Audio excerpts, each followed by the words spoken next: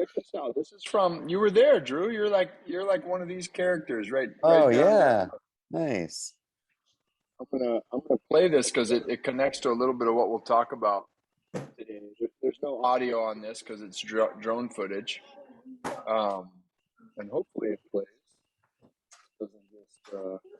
So this is.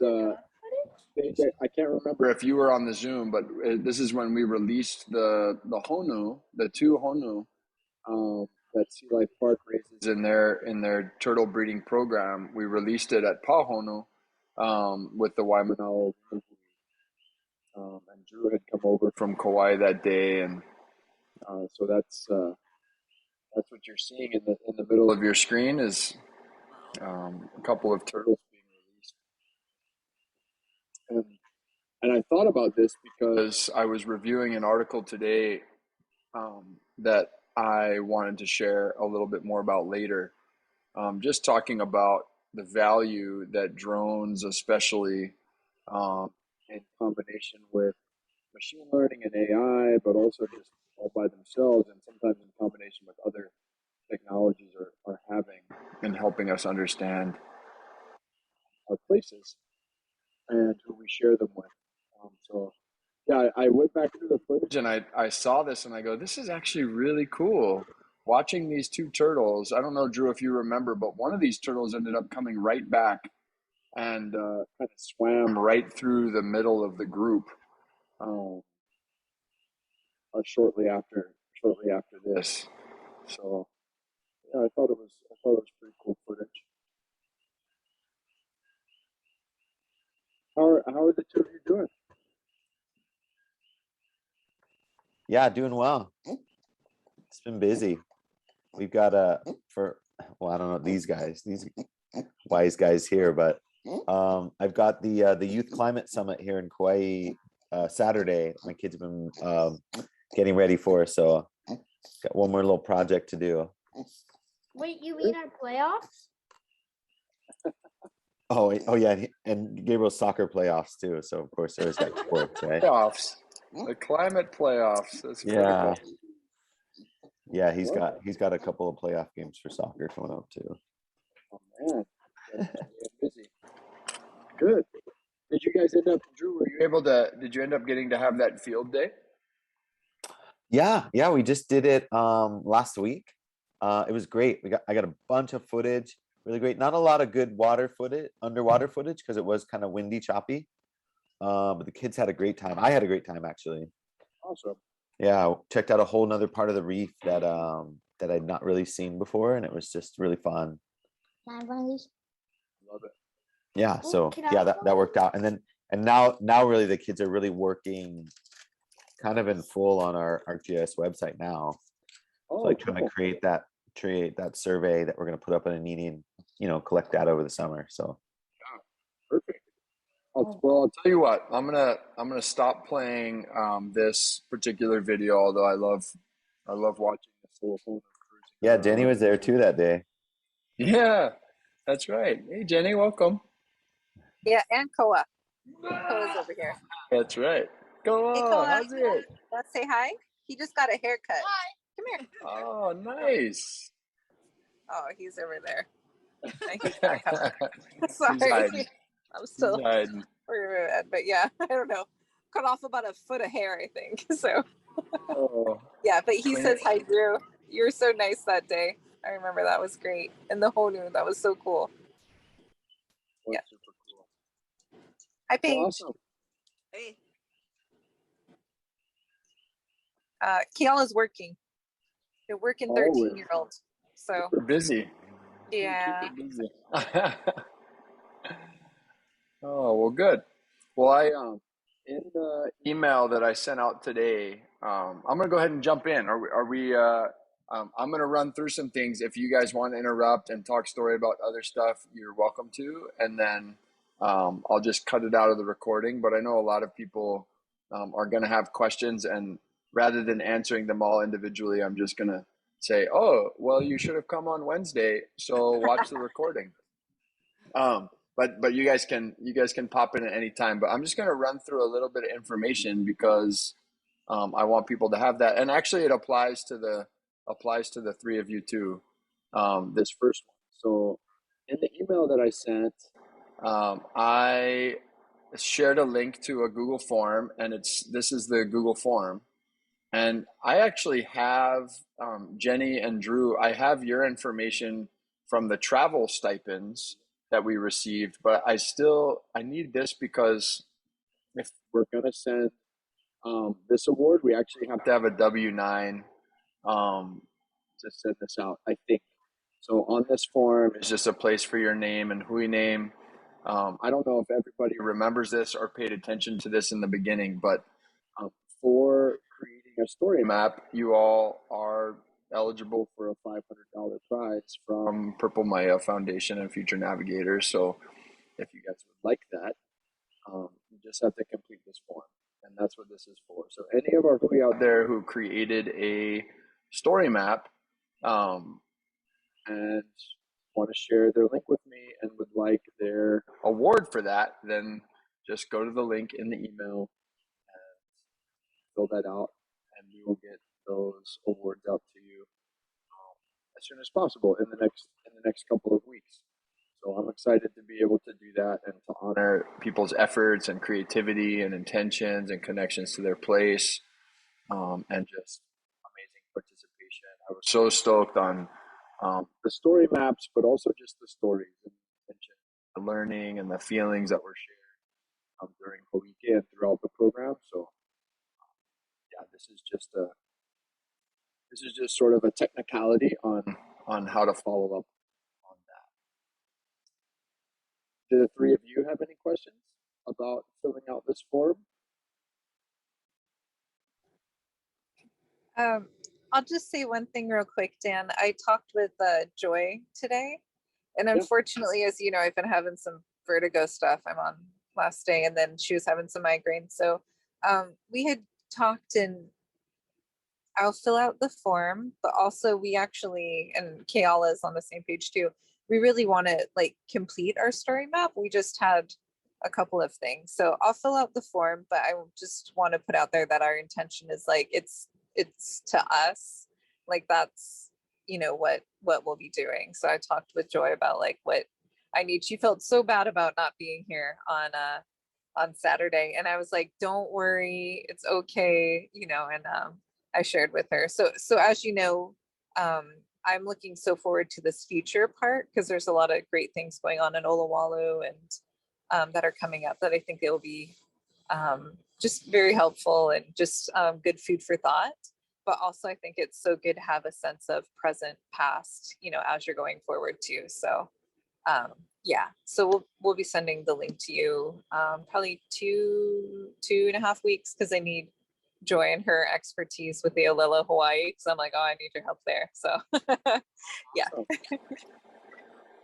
Excellent. No, thanks, Jenny. And yeah, there's no for me, I just really value your guys' participation. So there's not like a strict formal requirement on what state your story map is in or who the audience for your story map is for. As we've talked about, like this was a process for you guys. So I hope that most of us want to continue evolving our story maps or creating new story maps. So it's definitely my hope and my intention that this is just a starting point. So yeah, feel free to take the time that you guys need to finish that, and I'm glad that it's going to keep growing, and hopefully all the sort of new ideas and connections that you guys are making and Overbowl will have a chance to kind of play out as well. Look forward to that. Yeah, and I think Kayala's on board with measuring the rays too. As like a mentioned that project. she mentioned So it. that might be coming in there with the PVC pipe ruler, non-invasive. I love it. One of the articles I'm going to share today that I just posted on Mighty Networks after not posting there for a while was really about some cool things that are happening with drones and all kinds of interesting collection devices, including collection devices for whale snot or whale blow, as the scientists call it. But yeah, super cool, and I'd love to I'd love to sort of get out and even just create a story map about our attempts at trying to do stuff like that. I think the more young people see other young people and the more communities seeing other communities trying to do stuff like that, then the more it sort of catches on and people realize that it's way more accessible than they thought. So I love that. And welcome, Joy. It's good to have you. Hey, Joy. Awesome.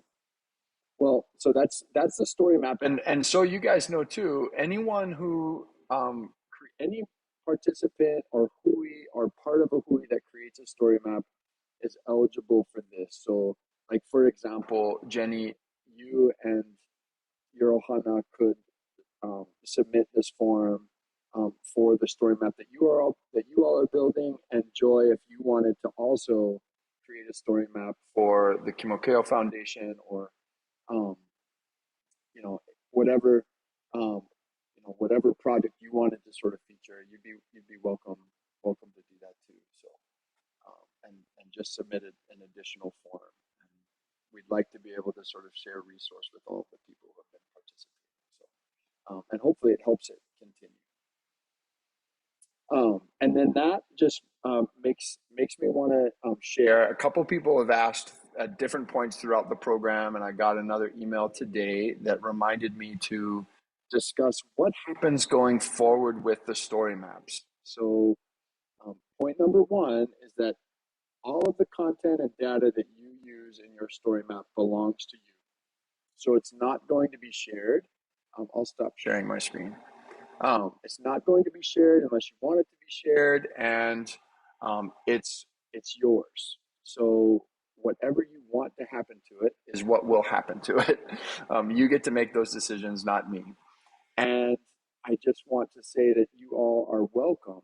Anyone listening to this, anyone who's participated in Future Navigators, you're welcome to keep your Pacific Blue Studios ArcGIS accounts that you were given for Future Navigators. If that's what makes the most sense for you, you can keep them forever.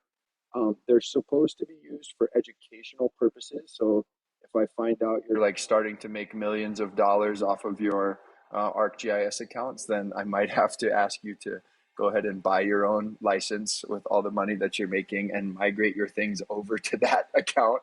But as long as it's being used for educational purposes, then you're welcome. You're welcome to keep using it. That being said, for the purposes of management and long-term sustainability, if you have an organization or you're working with a school, especially if you have a nonprofit or a school, licenses are very, very affordable. In fact, for K-12 schools, they're free. So, I don't know if Hawaii Technology Academy, for example, already has one, but schools have access to free accounts. Getting people within schools to manage those accounts can be a little bit of a challenge. And working with tech administrators at the school and district level can be a bit of a hassle and nightmare sometimes. But your school can create a free account. Nonprofits, I believe, the rate for a very, not quite the same access that we have, so you wouldn't have all of the same licenses and software capabilities that we have with our current account, but you'd have close to it, probably everything that you would need through a nonprofit account. I believe that's $100 a year for a subscription. So nonprofits can use ArcGIS for really, really reasonable rates. I'm happy to help you migrate your content over to one of those accounts if you already have, or if you want to create one. I can put you in touch with the people at Esri that you would need to talk to in order to set those up if you need help doing that. So I'm happy to help whatever sort of scenario. If you're like, I don't want to have to think about ArcGIS, I just want to make a few more story maps, you can just keep your account and keep working. If you really want to dig into GIS capabilities, want to be able to manage your own account and easily add users and things like that, then we'll I'll work with you to sort out a different. What's up, Cora? Good to see you, bud. I like your haircut. Thank you. Good to see you too. Oh, and Robin, you too. I didn't get to say hi, but it's good to see you. Aloha. So, yeah, I wanted to sort of clarify that if people are watching the recording and have questions about that, people can continue to reach out to me to ask. But your license is not just going to disappear when the program is over. Our intention is really to grow a community here. I have over 2,000 more licenses that I can offer till my account starts spilling over its capacity. So if we start running in the risk of filling those 2,000 seats, then I'll reach out to those people who haven't opened their account, and since they got them, and I'll ask if it's okay if they accounts. But if you're actively using them and it's valuable to you, then I'm happy for you to keep them. Cool. Any questions about that, or anything that I need to clarify? I've been confused. To make a story map to author it, you do need a Esri software license. Story maps are actually free. So I think you can create yes, you do need to create an ArcGIS account, but I think you can create a free individual account, and you'll still have access to story maps. You won't have access to very much, only the very basic GIS capabilities will be available to you. Which still works out for most of what we've created so far. Most of what you've seen built in this program, the basic individual ArcGIS account would be fine. The only thing that's I'm really hoping to encourage and advocate for is that we have communities collaborating around these story maps and around GIS and sharing data and information. That's much easier if we have organizational platforms supporting that. So it's really, if you have a nonprofit or you're working in a school, it's nice to be able to kind of share in a networked way and build in a little bit more of a networked way within organizations. And it allows also for communities to more easily both see but also maintain access and control over community and place-based data that maybe they don't want shared totally publicly, but they would like shared, for example, within Pune, within the district. And I think that's one of the things I'd like to see eventually grow out of this program, is that we have real kind of community engagement and ownership over our own data that we're generating in these programs. But yeah, it's a good question. Cool. All right. Well, I'm going to move on. Oh, I'm going to check the chat. Yay, cooking dinner. Joy, what you making? Oh, ebb and flow. I think it's because, let me see if this helps. My audio, I think I'm using the AirPod microphones, and sometimes it doesn't work as well. When you said microphone, it was loud for me, and then it got quiet again. Is anybody else having trouble hearing them? How about that? Is that better? Yeah. Good. Nice.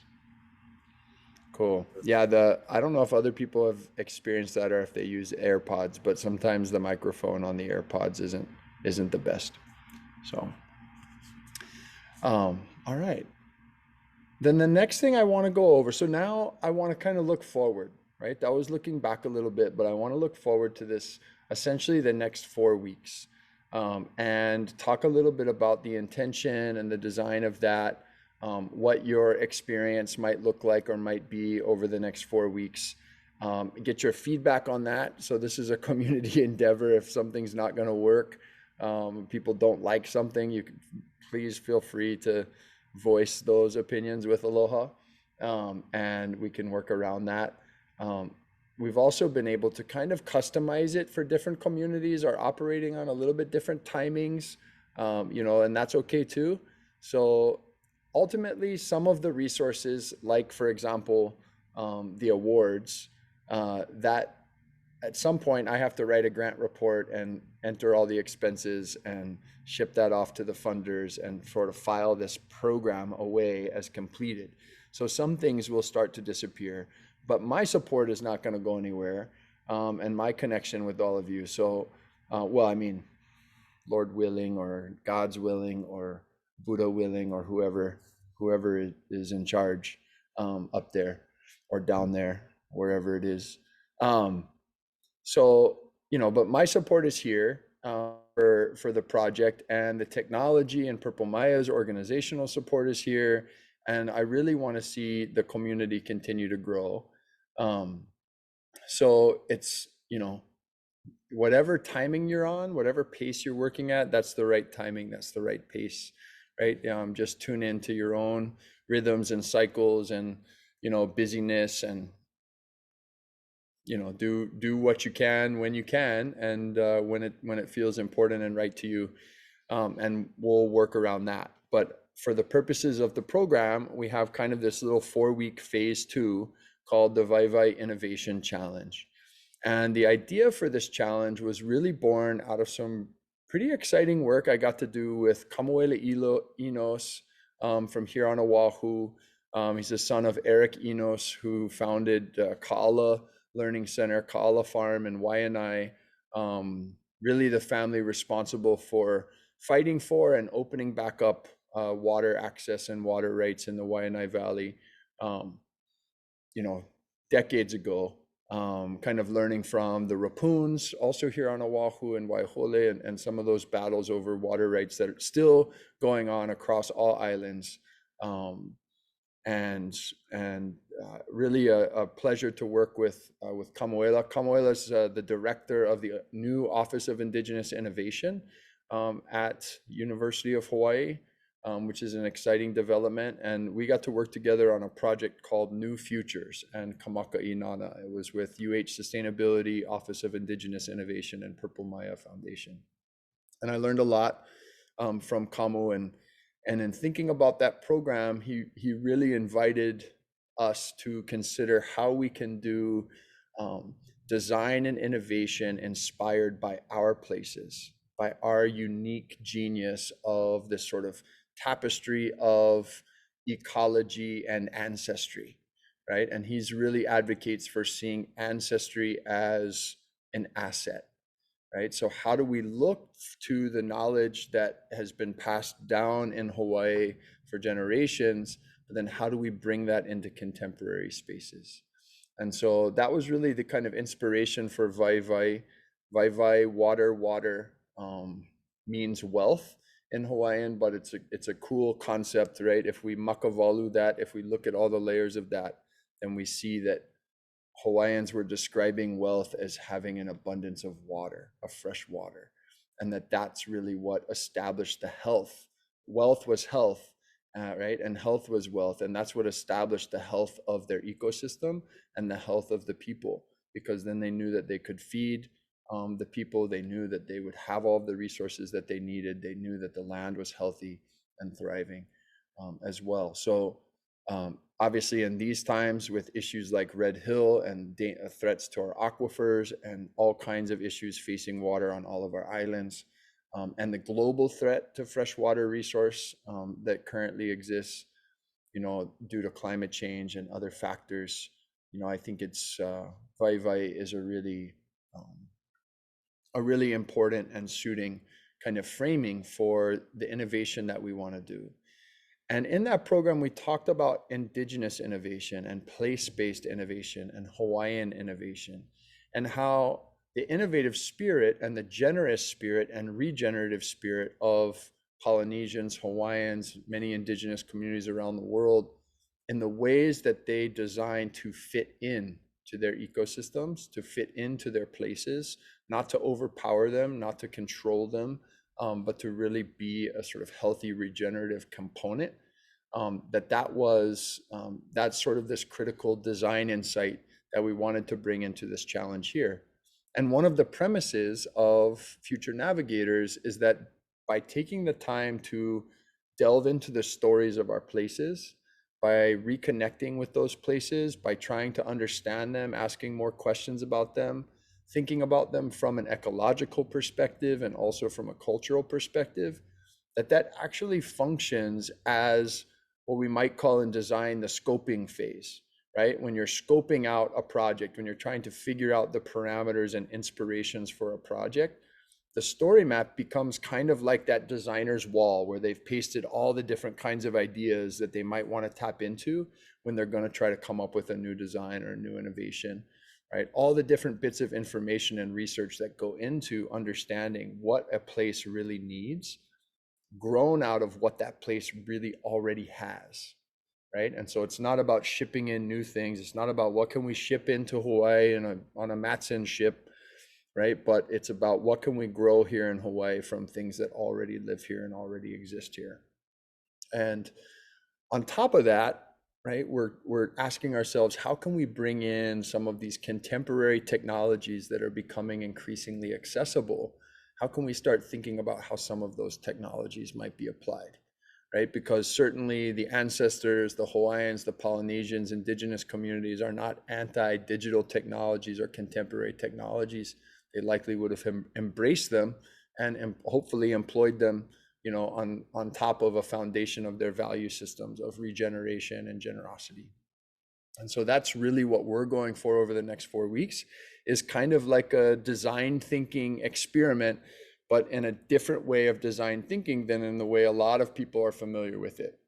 Like human-centered design thinking coming out of Stanford, D School, or IDEO, some of the other design centers around the world, right? We're really thinking about what does it mean to come from the genius of our place, from our communities, right? When we think about Puna, think about Uluwatu, we think about Anini, right? What is the true genius of those places, and how can we grow a healthy future and abundance in those places out of the foundation that's already there, the ancestry of those places, the ecology of those places, utilizing the technologies that we have available to us. Yeah. So that's kind of the intention and thinking behind these next 4 weeks, is that we'll go through a little bit of a thought experiment we're going to try to make a little bit more tangible, because I'm not really into just sitting around and thinking about what we could do. I really would like us to start turning some of our thinking into some kinds of interesting action. So we're going to work over the next 4 weeks to develop what I call an action plan and a campaign. So I'm not looking for us to, like, you know, I think I said on Saturday, we're not trying to, you know, figure out how to ship Hawaii to Mars, right? We're not trying to do something that's like so, you know, drastic and dramatic and unattainable. We are going to start, and I will ask you guys to help me think together in just a little bit about what are some of those bigger but still detailed visions that we have for our places, right? And I think about Paige's work and just saying, like, you know, we want ulu in every home that wants it, right? We want ulu growing, feeding the people of Puna, right? And eventually Hawaii, because it's a valuable source of nutrition and food, right? And it connects us to the land, and it connects us to our ancestry, and it also sequesters carbon, and it also provides habitat and does all these sorts of cool things. And so there's really already this kind of cool big vision. And I use that example because I like things that are already in the works, right? So we don't have to come up, just because it's innovative, just because we use the word innovation, doesn't mean it has to be something that nobody's thought of before and that, you know, we're not trying. If it's already an exciting project that you want to invest in your place, then I think that bigger vision is something that we can serve, hopefully with an innovative mindset. Hopefully we can come to that opportunity with a new way of thinking, right? If we really want to protect the reef at Anini, right, hopefully we can take the experiences that we've had in Future Navigators so far and some of the new technologies and new insights and think, what's something we haven't thought of doing yet, but it still serves that bigger vision, it still serves that, or how can we reframe or make some adjustments on what we're currently doing to help amplify the genius of our place and help amplify and really sort of grow the abundance that we're hoping to grow in our place. And what does that look like? So, you know, I think there's, I think in all of our places, and Jenny kind of brought this up on Saturday, like we've naturally, while we've been tuning into the present and to the past, we've already been naturally kind of leaning into the future and thinking forward about, well, what is all this, like, what do we want to see happen? What do we want to accomplish? What do we want to do? And that's perfect. If you were already thinking that was what the project was, then you were 100% right. That's what we want to be doing, is always be, I mean, it's the notion of malama is shining our light on something continuously, right? So we're always looking to say, how can we improve? How can we improve? How can we make this better? How can we make this better? How can we care for it? How can we care for it? And care is never ending, right? Hopefully it's a lifetime, eternal game. So we're looking forward now for the next 4 weeks, trying to think about, based on the foundation of the ancestry and ecology of our place, based on our big vision for what we want to see grown in our place and in our spaces. What's a campaign? What's a relatively small action? What's something that we could do over the course of the next couple of months that we could get started doing, maybe even before June arrives, right? So something that we could start making happen already in May, we could start planning for, we could start taking those first couple of steps. And so, yeah, we'll talk about what some examples of those kinds of campaigns might be, but a lot of the work that you guys have been doing is maybe could already be kind of framed as a campaign. So again, don't get caught up thinking, oh, I have to do something new for this. If you're already doing it, it's why you're in this, it's why you're a future navigator, right? You're here because you're already doing the work, and this whole experience is just meant to kind of encourage and support you and amplify that. So I'll share a little more specifics and a couple other resources in a minute, and then I'll kind of open it up for us to have a conversation about it. But before I share some of the details, are there any kind of comments or questions or feelings off the bat?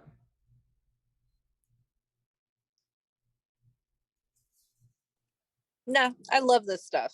I'll talk about how we can make things better and how we can honor it, moving forward and by using the knowledge from looking back. So I'm here for it. Preach, Dan, go for it. Awesome. Love this. It is pretty funny, kind of leading a program of so-called leading a program of people who are already doing this work and living it out in so many ways in their places all the time. So I'm learning so much from all of you, and I'm stoked that, if anything, I just feel like can we build a deeper, stronger community of people who are open to kind of sharing this in new ways and exploring some new possibilities together. So 100%. And Dan, I just had like a question about scheduling kind of thing. Like, if we're unable to make one of those Saturday sessions, will they be recorded? Will we get a chance to access the info on, You're fired, Drew, if you can't make it. You're done. No, it's a good question, actually. They will all be recorded, and I am promising that I will do a good job of getting recordings out within a couple days of the session. So you'll have access to those recordings. You're not expected to be at those Saturday sessions. They will be richer for your participation. So they'll be better if you're like, we'll learn from you and we'll get to exchange more ideas with you if you're able to make it. But you should feel no pressure or obligation. Those 3 Saturday sessions are really an opportunity to kind of check in on kind of 3 different domains, kind of technologies or disciplines that I think might help deepen our thinking or stretch our thinking a little bit about the kinds of things we might try to do. But they're really just meant to be kind of informative and educational. And so they're still valuable, even just as something that you review later on. And you're like, oh yeah, I've been wanting to think more about, how AI, and I didn't know that there was that we had these AI systems that could be available to us, that we could train and we could work on and use on data that we collect in our communities. But yeah, that resource exists. So, it's really, those Saturday conversations are just to highlight one of those, and I'll talk through those briefly in just a minute, but highlight kind of those little technologies or strategies or innovation practices or frameworks, and then see if you want to apply them or not. see how they fit into the work that you would like to see happen in your place. But ultimately, what I hope is the real foundation, and the sort of question that we really keep coming back to as we develop these actions and campaigns is, how are we gathering insights from what I'm going to call the genius of our places, right? This sort of ecological and cultural genius that we have in our places. How are we using that as a way to really kind of move forward?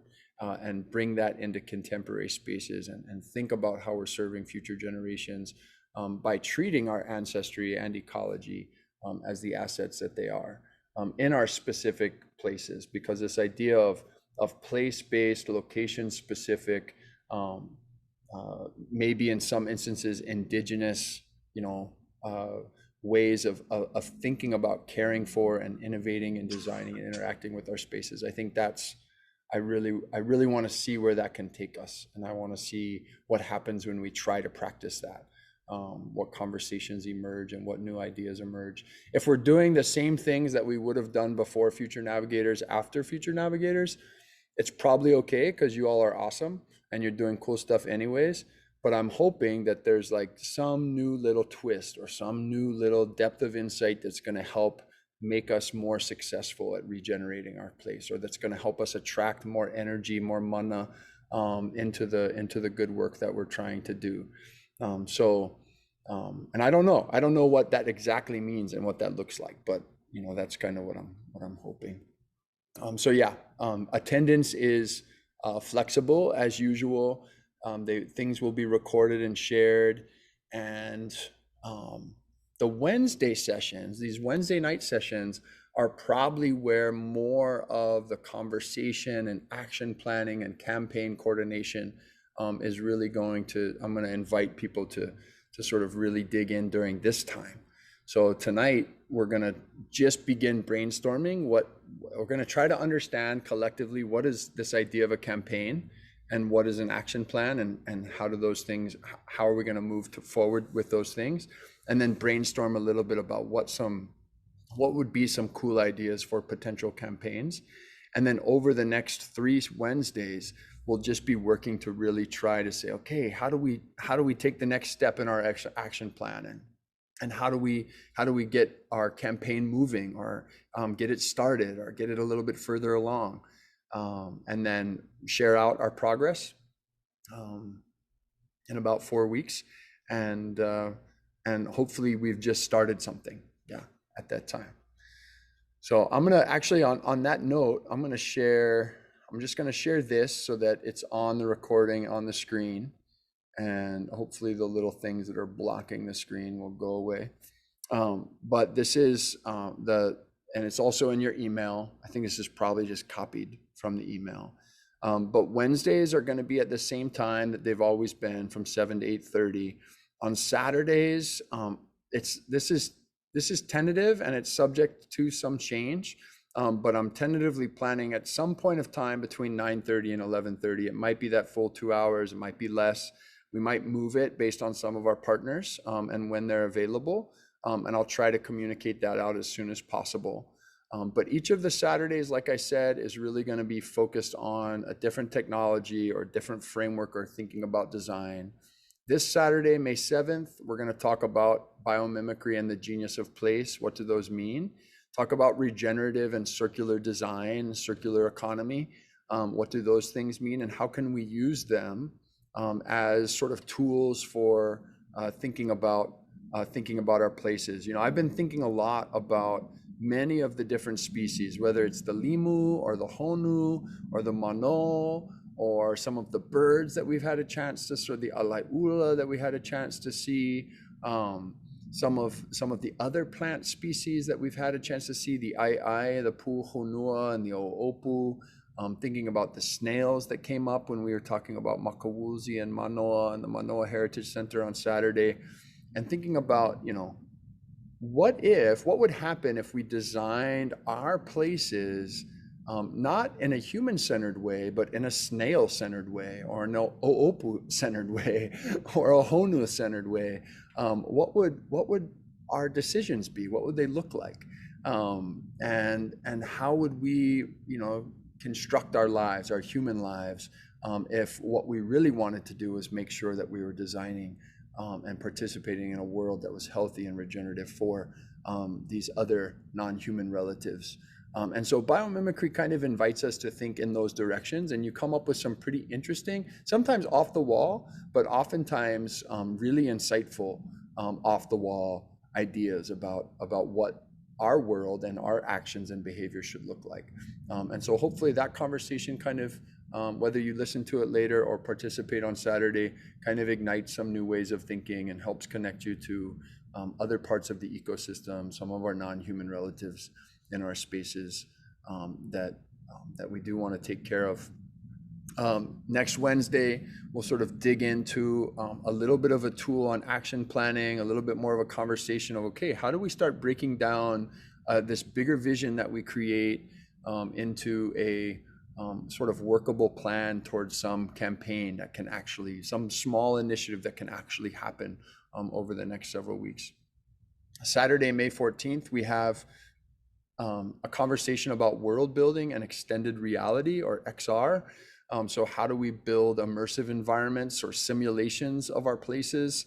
How do we use some of the tools like Polycam and other free tools like Unity and Blender to sort of build the future that we want to see in real 3D virtual environments that can be explored and can be overlaid with interesting data models so that they become really interesting simulations.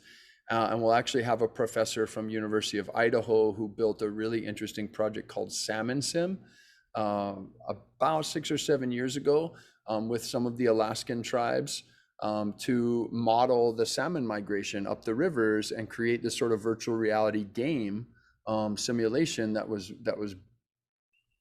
based on the point of view of the salmon as they migrated and spawned up the Russian River. And so a really interesting kind of project that I'm hoping I would love to see our various ahupua'a, our various places, our watersheds, our reefs, kind of built in virtual environments and simulations, extended reality environments in similar ways. And I think some of the tools, and his name's John Anderson, John's going to talk to us about how some of those tools are becoming accessible and that we have opportunities to kind of continue playing with and helping our young people learn, et cetera, in ways that hopefully will engage them to connect more and more with our places. Hey, Daniel, I have a question. Like, I think that Saturday, the world building is a good example. I mean, those programs have a pretty steep learning curve. And so what's your goal for us to get out of, one Saturday being introduced to those programs where, we might need some students for a semester to actually do anything with it, unless Yeah, some that I already think do it. no, I think that's a beautiful question. We're gonna talk also a little bit with Ohana Iokepo Guerrero, who's Maui and Lilia have been working on a game called the Ahupua'a game, building that out in Unity, and so they understand exactly how challenging that is and the sort of steep technical learning curve associated with doing that. So our conversation with John is more about seeing what's possible and then understanding what are some of the first steps that we could take towards world building using some of the simpler tools and functions and aspects of the technology. So what are some things we could do over a weekend, for example? Not within the, yeah, what are some of the things that we could do right away? And probably still have some like hair pulling moments and like frustrated moment, like, oh my gosh, like this is hard, right? And it is, like, some of the technologies are still evolving and they're still difficult. But if you talk to anyone, and this too, Paige, if you talk to anyone about using GIS 10 years ago versus using ArcGIS and story maps now, is like night and day, right? And so we know that a lot of these technologies are going to become more intuitive, more user-friendly, more accessible. And so I think it's worth investing in understanding the direction that they're heading in. And then besides getting a big picture of what's possible and understanding the first steps that we can take, understanding where we can go, right? Because the Wednesday calls with Dan may not last forever. I'm probably not even the best resource. In fact, I'm definitely not the best resource for learning all of these things, but where are those resources and where can we learn them and where can we connect our students and young people who are interested in learning them to, so that we're able to facilitate the development of these skills? Because there is a steep learning curve, but we need people. We need people to learn them. And I want to support people who are interested in learning these tools. So going beyond just creating these 2D story maps that we're creating, these websites that we're building, to really investing in understanding how GIS capabilities blended with world building in XR and AI and computer models, and understandings of ecological modeling, circular modeling, all these kinds of things. If we can really start to develop our understanding of those things slowly, right, then some people will move faster than others, and I think our young people will move quickest of all.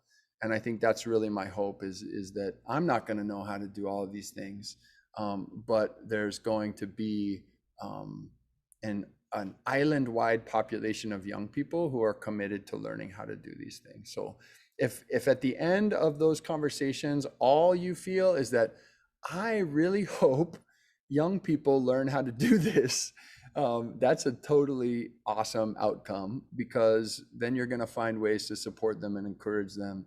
And again, I don't want kids only building a bunch of environments in Unity. The reason I value the story mapping process and our story mapping in the field process is that, kids would, if we said, hey, we want you to design video games where you just run each other over and shoot each other for hours, kids would be like, oh, that's great. I love those kinds of games. I play them all the time. But how do we actually engage our young people in saying, no, we want you to build the peaceful, regenerative, sustainable future. We want you to build that game, so that we can figure out how to build it in real life. And how do we get young people invested in that? And it's going to start by having people who believe that those things are possible, even if the technology might feel a little bit out of reach for some of us. And like, I don't know when I'm going to be able to learn how to build video games or simulations in Unity. And that's okay, right? The idea of a Hui is that, you don't need everyone to do everything, right? You have people who all add their piece to the puzzle, and I'm hoping that this helps move us further in that direction. And it does raise the point of, for me, one of the reasons I'm presenting this tonight is, and I've said this before, I said it on Saturday, I really, really would love for us to give some time and attention to thinking about who else do we want to invite? Who else do we want in this space? Who else needs to be here? Who's missing? And if we're like, I'm not gonna learn how to build things in Unity, then how do we spend some time thinking about who will want to learn that? Who will do that? And how can I start building relationships with them, building trust with them, having shared experiences with them? How can I invite them on board the Canoe with me, so that we can sort of sail together, and they'll have their skills and interests, I'll have mine. And that's really how this thing is going to grow. It's not so much that how does each of us overcome the steep technical learning curve on all of these things. It's more, how do we start inviting more and more people onto our Canoe, so that we can work together and all take over the kuleana that's most suitable to what we want to see happen. So, and that's that Va'a mentality, right? That's that Va'a mentality, that Canoe mentality.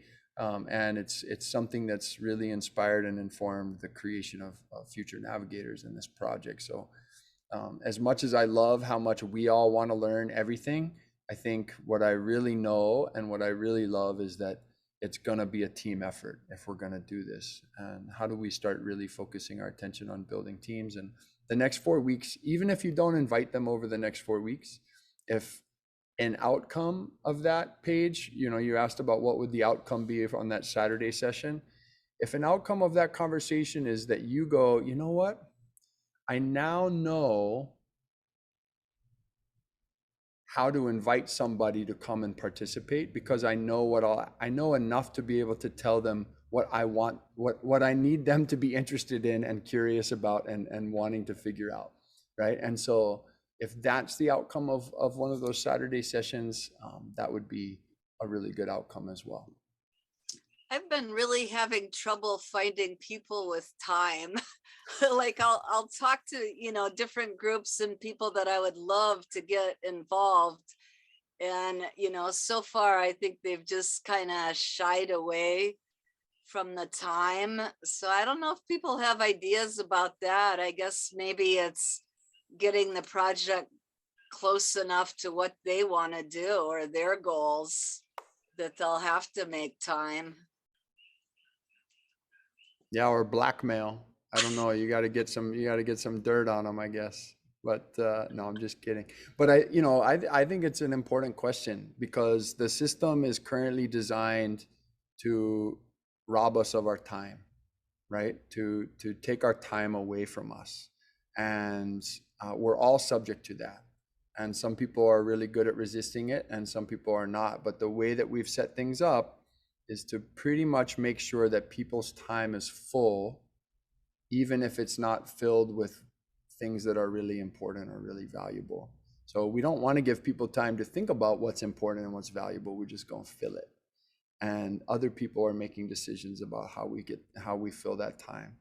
And we could write a whole philosophical treatise about that, but I don't want to go into it tonight. But I think that for me, a big part of it is, really digging in to find that what some people have called the coalition of the willing, right? How, it's, I think about Hokulea, right? And they don't go out, PVS does not go out and like hunt down all of the best potential navigators and canoe chefs and safety officers and rescue swimmers. They say, who's willing to show up every day to take care of the canoe? Who will show up every day to sand this canoe? Who will show up every day to lash this canoe? Who will show up every day to stitch the sails back together? Who will organize the bay? Who will, order the food? Who will, show up at the events?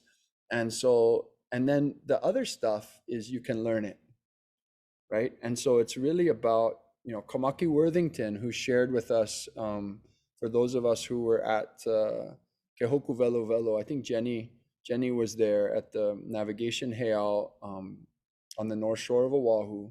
Kamaki was talking to us about how he was invited by Nainoa to sail to Tahiti and ultimately to captain Hokulea on legs around the worldwide voyage. And Kamaki said when Nainoa first called him, Kamaki said, no, I'm not ready. I don't know enough yet. He goes, I don't know all the stuff I need to know about trimming the sails and about the draft, about all these different key aspects of voyaging and sailing. I don't know all the star lines. I haven't memorized everything yet. And Nainoa told Kamaki, he said, Kamaki, that's not why I'm asking you to go. I'm asking you to go because of what's in here, right? Because of the values that you have, because of what you believe. And so, I think I'm not asking us to sort of challenge people's values and really say, hey, this is important. This is more important than whatever you're working on, because I don't know what they're working on, so I can't say that. But I think to find people who are just aligned in values and who are willing to really willing to spend some time, because it does take time. Taking care of our communities, bringing them to a place where they're regenerative takes time. And another thing I'll say is that sometimes people are working with you even though they don't realize it, right? So Paige, there's a lot of people working with you to bring a sustainable food future and bring ulu and everything else to Puna, right? They might not gonna sign up for this because they're too busy growing food, right? But that's okay, right? Finding the ways to keep them connected to the project. You guys probably noticed many of you show up on a lot of these Wednesday calls, right? Most of the project team, they don't have time to come every Wednesday night, right? Sometimes we get Ikaika here. Yeah, Ikaika is a good one. But, most of the other crew, yeah, but, most of the other crew, they're slammed, they're full, they're doing lots of other stuff. And so this is my kuleana. This is a space that I can fill and try to represent the project team. All those emails, right, that come out, they would never send those long, boring emails that nobody wants to read, right? That's just me. So, you know, you think about everybody, there are a lot of people who are participating in Future Navigators, but they're not here tonight, but they're still doing the work. And so I think even that's helpful for me in mapping out. I like to know who's playing in the same space, because eventually it's going to be time to sail to Tahiti, right? And you got to pull your crew together and you got to know who they are. And maybe you guys, maybe those people I haven't been spending a lot of time face to face with them, but I know that they've been doing the same kind of work, you know, and it's and they're ready to go, and we can trust each other.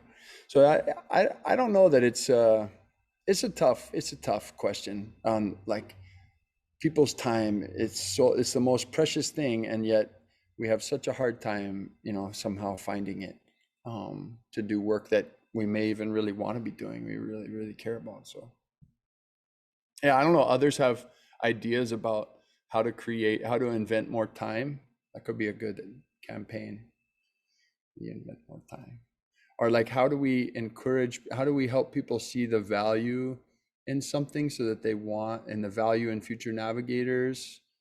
Is there something I could do that could help us communicate that, you know, that would, you know, make some cool video, you know, make a cool logo, give out t-shirts, pizza party? I'm working on it, Daniel, one classroom at a time. There you go. About 20 kids a year. Sorry, that's it. Oh, it's the right speed. It's the right speed. 21 maybe. Yee! Get it. As long as he wins, then the playoffs will take him. Yeah, Paige, I want to come back to that question. You know, I want to think about, I would like for all of us to think about, you know, how do we go about finding this crew, right? Adding to this community and finding the people who are the right fits. And, you know, how do we look for those places where people are really excited and invest in that, right? Because that's all I did, right? You guys filled out an application. There were other people who thought, oh, that program looks cool, but they didn't take any time to even click submit on a survey, right? But you guys took that time. So I said, okay, I'm going to invest in these people because they took the time to do that. And I like these people because they filled out my survey. So I like what you said about a lot of the people that I am trying to invest, they are doing similar work. So they're too busy with that to like jump directly into this. So keeping them connected to what we're all trying to do seems like a good piece. Paige, I think the only reason people, you know, think about local Ea here on the North Shore in Haleiwa, the fish pond, you know, the only reason they like working with me is because every time I show up, I want to help them do something that they're already trying to do, you know. And so if what this program does is empowers a group of people with a perspective and a set of tools and a network that can help community do stuff that it's already trying to do, you know, by building maps and surveys and capturing media and, you know, or whatever the, you know, if that's what this is, if we, you know, to me, it's really valuable to just say who are the future navigators in my community, even if they're not going to join this project. Who are the future navigators in my community, and how can I serve them with some of this knowledge that I'm gaining? And, you know, just do that piece by piece, right? Like little, you know, one relationship at a time. You know, when I first went to Local Ea and I tried to help, I knew nothing. There was nothing I could do. Then I realized, oh, they're trying to restore the kahawai to Ukua, and I could film that for them, right? I could fly the drone through that and film it for them, and they could do it. We did a tree assessment, so they could map all of the trees along the bank of the kahawai, because they're going to have to remove a couple of those trees to build access points, and they wanted to make sure that they did that selectively and carefully and thoughtfully. I said, oh, I can do that. I can fly the drone down that. There's no problem. Right? I kind of lied. It was trickier than I thought, but I almost crashed a couple of times. But, you know, I said, oh, I can be helpful. right? And so I think that, that's really, even though it's Manini, just finding those little things that I can do that will, that people will go, oh, I never thought about that, right? For Pahonu, it was like, hey, I can help you guys create a 3D model of the pond, right? Oh, that's cool. We've been wanting to do that. We didn't know how. Okay, well, I sort of don't know how either, but I'll figure it out and we'll try it and we'll build it, right? And just coming in and being helpful. And so if anything, if we just develop a little bit of capacity in ourselves to support those initiatives in our communities a little bit better than we could before, then that's a huge outcome from this program. Huge outcome, and ultimately, it's all about relationships. It's all just about, I hope we just, through this program, we get more connected to our place, more connected to our community, and we care even more. We're even more grateful for all the people that are like you all doing amazing work in your community. And, that just gives us a sense of like hope and validation, that it's not all bad news, and that we have people in our community doing amazing things. People all over Kauai who love limu, who have deep knowledge about limu, and it's like, oh, that's amazing, and there's people out here there's people across all our islands who are doing so many amazing things, trying to take care of this place against all odds, and it's awesome. And it's sad sometimes how much they have to do just to, fight against the prevailing current way of doing things. But it's also awesome that, people don't just give up. They just keep trying to make things better. They keep, just malama, just, it's awesome. So if anything, if hopefully the program, for me anyways, that's the thing I get to see. And maybe I'm the only one who really gets to see it, because I get to like come visit. I get to see what Drew and Robin are doing, right? See their camp. They got like 30 kids looking in microscopes at all the stuff that lives in the ocean, and they're all stoked, and, and they're out in the water, and they're just like, I'm seeing people out at Pahonu, and they want to build rocks. I was like, we can learn how to fly drones or stack rocks. And everybody decided they wanted to stack rocks. Nobody wanted to fly drones. I was like, oh, okay, we're going to learn about Pohaku, right? And that's because Kimiona, right, is a gift, right, to Hawaii, and Ikaika is a gift to Hawaii. And so, it was awesome, right? And go to local ea, same thing, right? And then I come visit Olowalu, same thing with the Kauhuis, and right? It's They taught me amazing. how to pound hollow root, and then I brought it back to my class, and my students did that a couple weeks ago. So it's cool. Making kaola. No, that's awesome. Yeah, right. If we, it's yes, we all want to learn all the technologies, and yes, we want to build Hawaii in the metaverse yesterday, but none of us know how. Ultimately, what we really want is just to know that we're just one big family here in Hawaii, and we're trying to live with aloha and take care of this place. And we can do it. We can do it.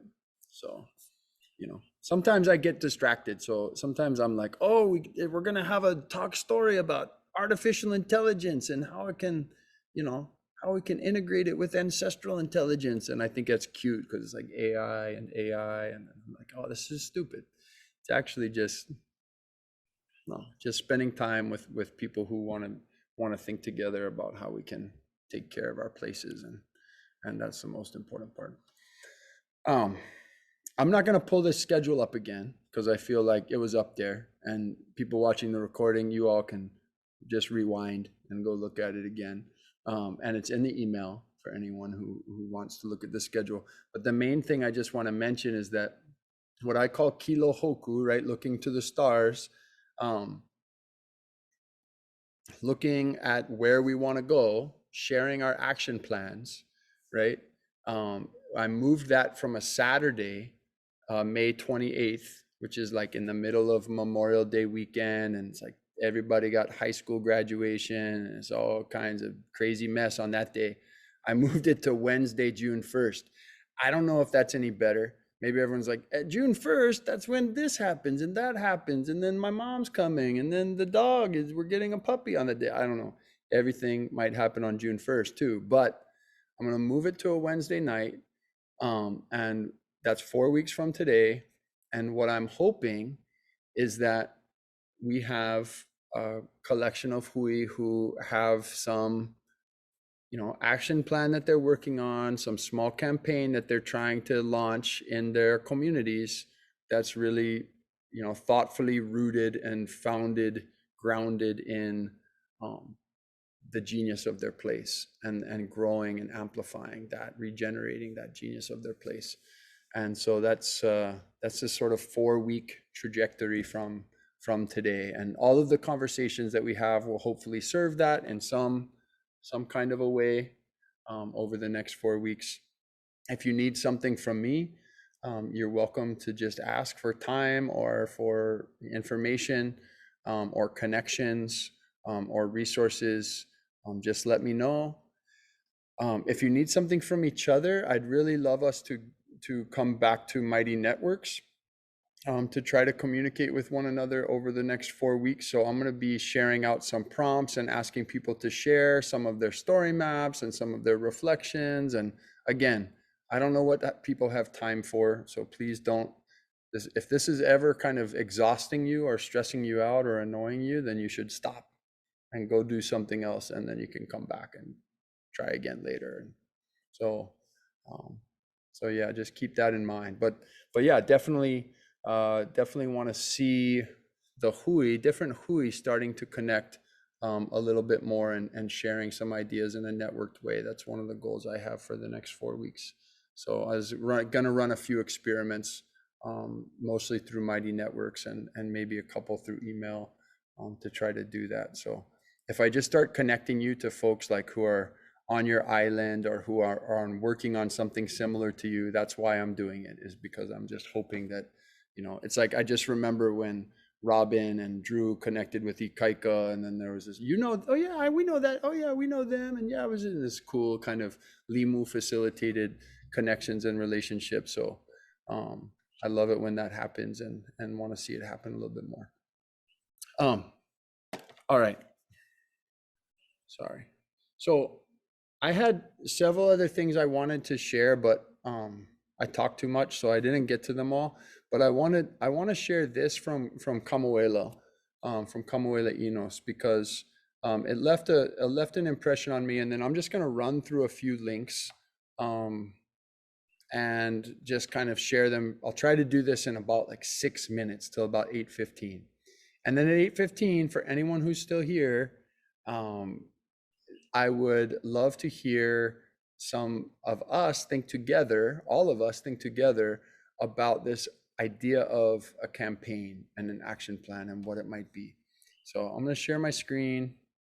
These are just a few things that I'm thinking about as we're going, and I just want to share them. These slides are from Camuela Enos. I asked his permission to share them tonight, and he said yes. And it was part of the New Futures presentation that we gave last year as part of that program for the UH community. And he titled it Bringing Our Past into Our Future. And so it's really about building this bridge between ancestral knowledge and wisdom and practices and contemporary spaces and forward future thinking. Yeah, and usually he has some cool artwork throughout all of this. But he points out that Hana was what we did, right? It wasn't work. It wasn't like my job. Hana was not your job.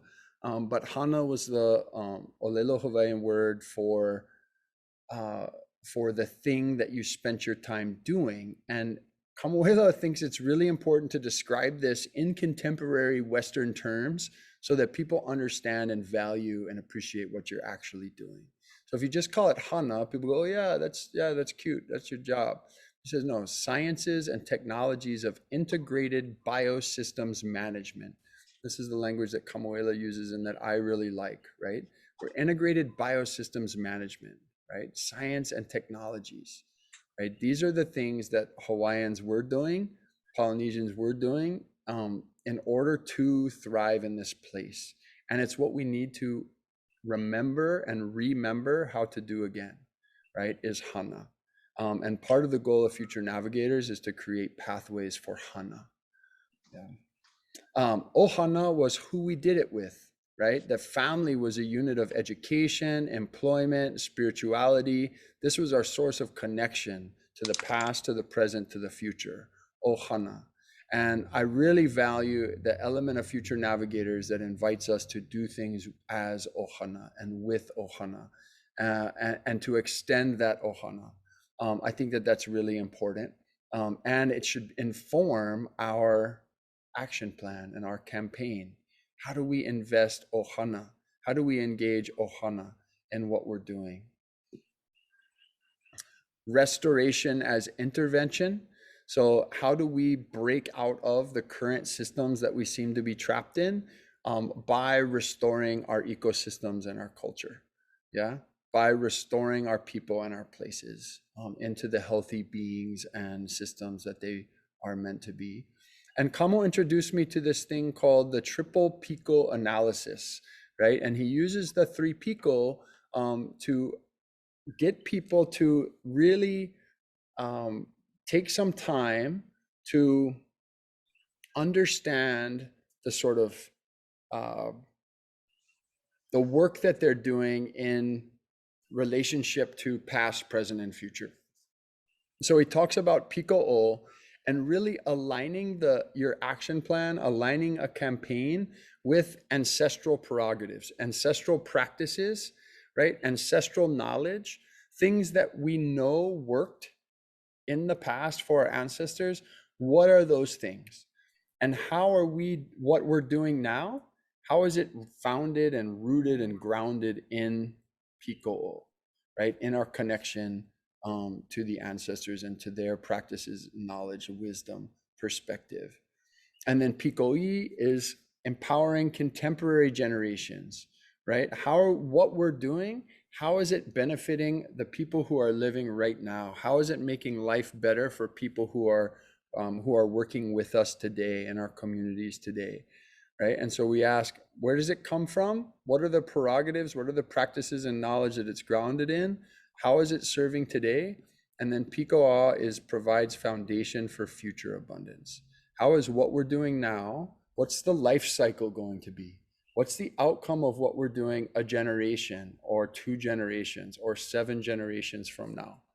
Yeah, and asking ourselves those 3 questions, examining all 3 Pico, and really thinking about the connection, the life cycle, and this sort of life map of whatever action or campaign we're trying to do, is where is it coming from and where are we going? This is foundational to being a future navigator, right?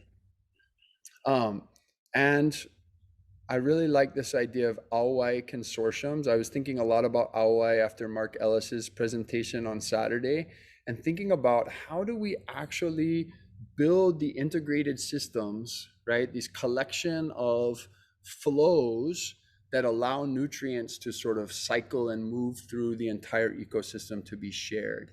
And we talked about power and how power can either be held onto and contained, or power can be shared. And I think this Auai system is a really interesting example of that. And then finally, the outcomes that Kamu talked about in that program for New Futures is how do we develop, how do we solve for contemporary issues? How do we solve for the challenges we're going to face in our communities due to climate change, capitalism, ecosystem collapse, all of these sort of devastating issues that we're facing, war and conflict, mental health problems? How do we look to ancestral knowledge and practices as a foundation for coming up with contemporary and future solutions to those problems? And so that's kind of the perspective that I'll offer going forward. I did want to share this article. This is what I shared on Mighty Networks. It was all about using drones to be able to monitor ecosystems and gather sort of hidden insights and interesting insights from our places. And it's really focused on biology and ecology, but I think, ultimately these tools and technologies can be used as ways to understand, human development and impacts as well. Same thing with Limu. This is an interesting new platform. Actually, a friend of mine from Chile is the CEO and founder, and they are basically trying to create an atlas of the biosphere, right? And I think they're missing some elements of culture, right? But they're really doing a lot of cool stuff to try to use some of this advanced but still accessible technology to understand the value that our places, that our ecosystems have in the world. And so, yeah, I have some concerns about monetizing the ecosphere, but I think there's still a really interesting things happening that this program is kind of also a part of in some interesting ways here in Hawaii. And some of these technologies, I think, are going to start making their way more and more to Hawaii. And I would love for us to be able to advocate for them, to understand them, and most importantly, to ground them, right? As we just saw in that in Kamo's presentation, to ground them in ancestral prerogatives, to ground them in ancestral wisdom and insights, and make sure that we see humans as part of the biosphere, right? And I think that's really important. And I'll share some of these links out too, but this is in the email. It's called The Ultimate Guide to Genius of Place. Again, it's really missing the cultural components. It's missing the ancestral components. It's focused mostly on biology and looking for organisms, champion organisms. And I think that's important. I think the limu and the honu and, you know, the EEVs and the snails, I think they're all really, really vital. And I think the power of what we're creating, the story maps that we're creating, is that they really value people's perspectives as well. People as part of the environment, as an integral part of our place in Hawaii, as part of the reason that Hawaii can thrive. And so, yeah, and just invite us to sort of think about, so those are some of the things I share all of those things because they just help add a little bit of context of like, this is where my brain is at when I think about the next 4 weeks, is how do we turn some of these evolving technologies, this framework of thinking about ancestral prerogatives and the triple Pico analysis, this idea of genius of place, how do we grow an action plan for a feasible campaign from those foundations, right? And so now, before we go tonight, I'd love to like just be confused together about like, what is a campaign? Like, what kinds of actions are we imagining? What are some of the things that we could do in our communities? And then when we leave, and for those who are listening to the recording, the thing that I'd love for folks to think about over the course of the next week is, where are those action plans and campaigns coming from? What's that bigger vision? What's that deep ancestral knowledge and perspective? What's that sort of critical, sort of biological like drive? What's the big vision that we really are ultimately trying to serve? Why are we drawn to this, compelled to this particular campaign idea? What is the bigger vision, right? If I look 5 or 10 or 20 years or a generation into the future, what is it that I'm really hoping for, right? Many of us have, you know, work with young people or have kids of our own. We think about, as those young people become adults, what's the world that we want them to be operating in? And so what's that bigger vision? I want us to think about that over the next week too. But I'm just curious, like, what are some, when I say the word campaign, or based on sort of your understanding of what we've been talking about and some of the things I've just shared, kind of what's kind of in a campaign idea? What's something that people could accomplish in a handful of weeks that would yield some real positive outcomes, that would teach them something valuable, that would help them take a step towards that bigger vision that they might have? So Daniel, for us, no need to call anyone. For us, and you know, Robert and I were just talking about it. The kids are ultimately going to make a survey of people that are visiting Anini, and we hope to gather data over the summer to kind of find out how that space is used. And so we're hoping that could be a step towards maybe figuring out if the infrastructure there matches the demand for it, or updating infrastructure, because there's some questionable septic structures there and stuff. So that's going to be ultimately our campaign. I don't know, or if that's a campaign, I guess I should ask. but that's what we're hoping to do in the short term, at least this summer. My lights just went out because I liked your campaign idea so much. But I don't know. What does everyone else think? Is that a campaign? I can still hear you even though I'm off screen because I got my ear pods in. My AirPods.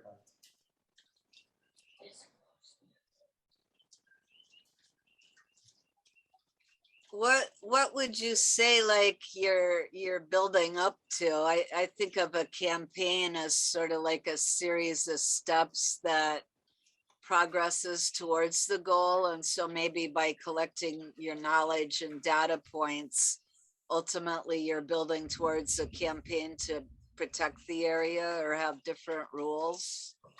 Yeah, I think twofold. I mean, really just making sure that like the park infrastructure there is not having a harmful effect on the reef system there. Maybe getting it to change, maybe appealing our legislators at a certain point, or I don't know what would it take, but if you can prove with the data that, you know, how they think the impact is there compared to what it reality is, maybe that could change some things. We hope, at least, you know. Drew and Robin, I love it, right? If the big vision is something like a really thriving, healthy, vibrant, abundant reef at Anini, and the campaign is figuring out who is using Anini, who is intersecting and impacting Anini, and how, and when, and where. And this survey is a campaign, a small part of the puzzle to sort of build that more robust understanding of use at Anini, so that we can make better decisions, hopefully community-based decisions about how we want to manage that resource and that space, and how we want to encourage people, and maybe even kind of enforce people to interact with that space.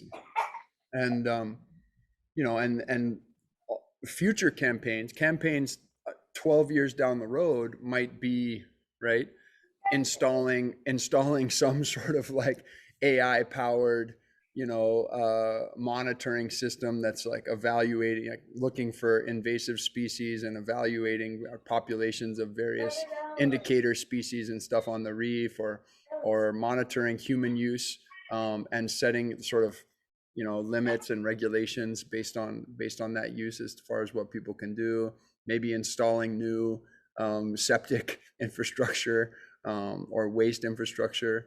You know, these are future campaigns, but you're kind of building a foundation for that. And in a lot of our places, we need that kind of baseline information because we don't have it. It doesn't exist. And so I think, you know, but then once you frame your campaign in the scope of that bigger project, it becomes really valuable and maybe even, you know, enticing for some kids to chew into, recognizing like, oh, I'm going to run for mayor in 15 years on this, you know, on this platform that we have to develop community-based understandings, data. I hope none of my students become mayor. I don't know, not this class. No. I say that about every class. I'm like, oh, yeah, just kidding. I love it.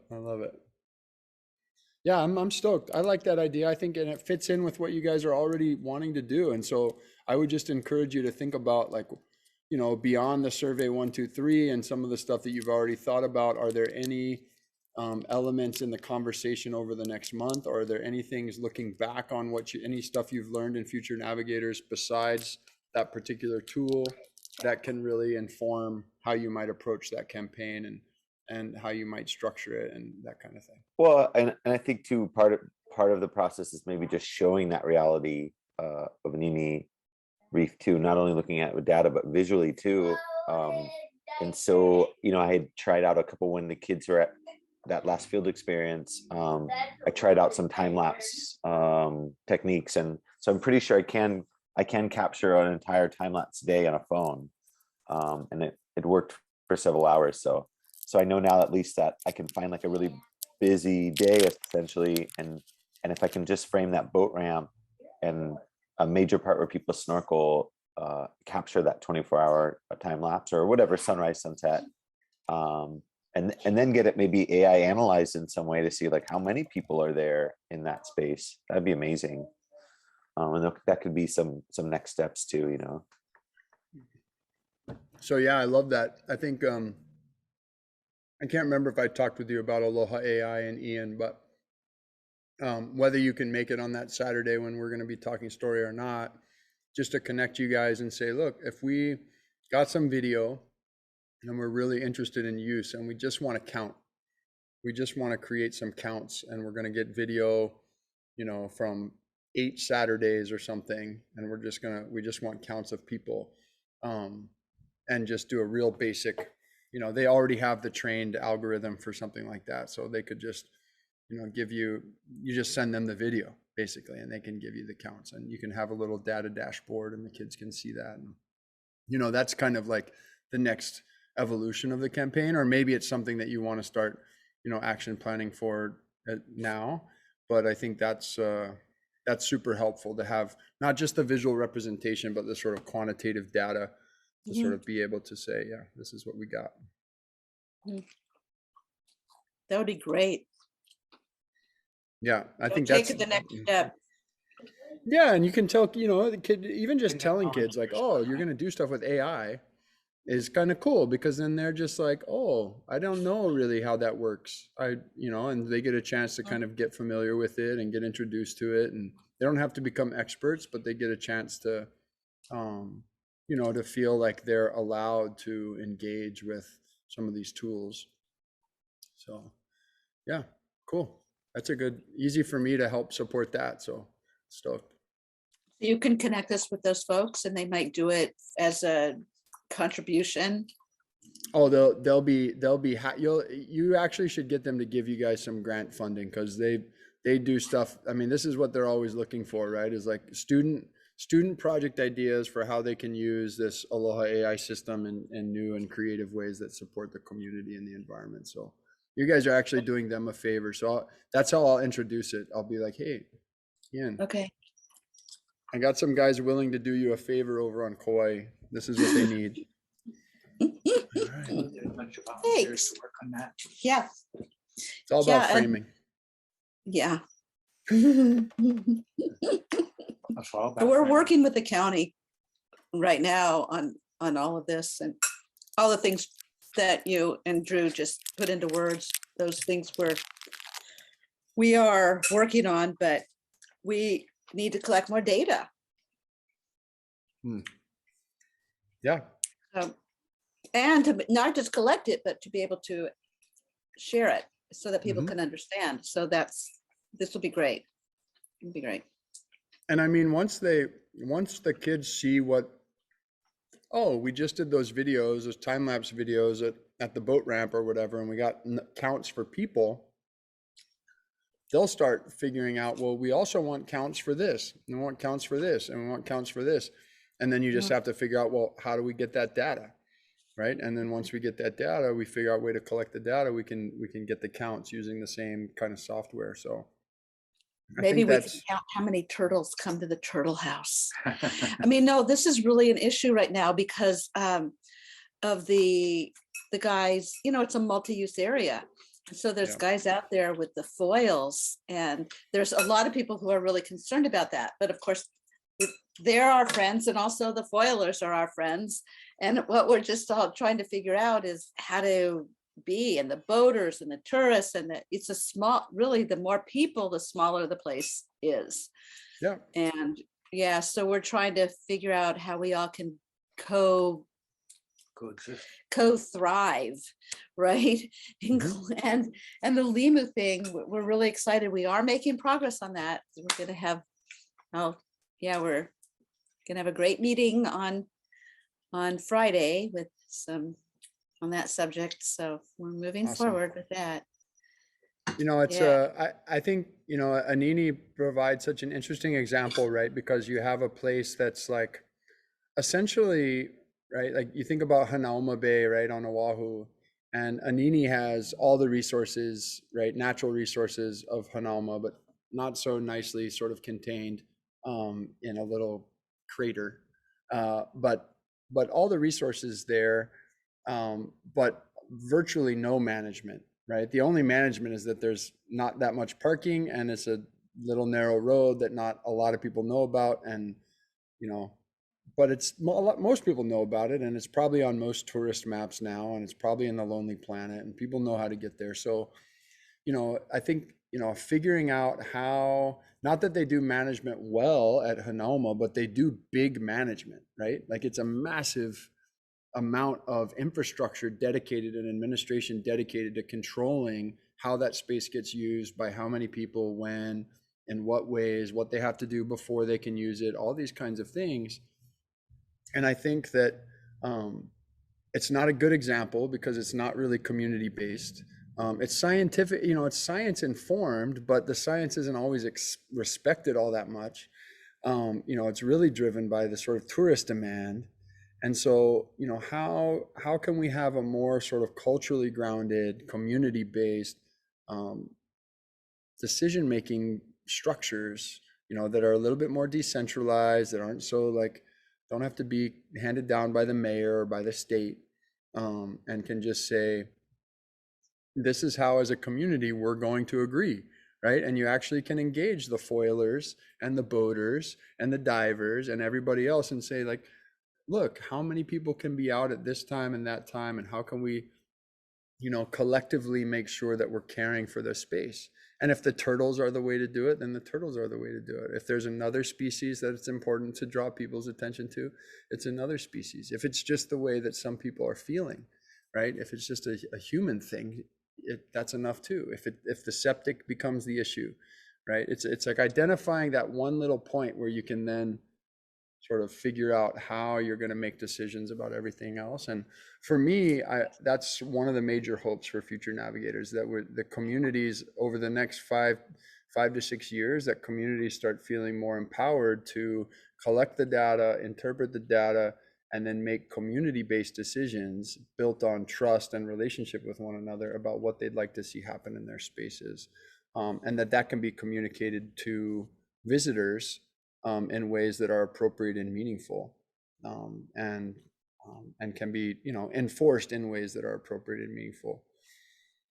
Because tickets don't really work, right? And fines don't really, I mean, they sometimes work, but not really. People come here expecting to pay a lot of money. It's like they don't really Right. care if they don't really care if they get fined. Right. It's kind of crazy, but I think they will care about other things in the communities, I think. And again, I don't know that, to me, that's Hana, right? And I don't know that people don't have a lot of time for Hana because they got jobs and they got, Instagram, and they got, I say people like, and they, like I'm not one, but all those things too are for me. They're getting in the way of Hana. So yeah, I think I love this example. I think for those of you watching the recording, don't call me, call Drew and Robin. They're on it. They know what they're doing. But this is our Hana. This is yeah. what, yeah, this is, yeah, we are working on the communication with the visitors.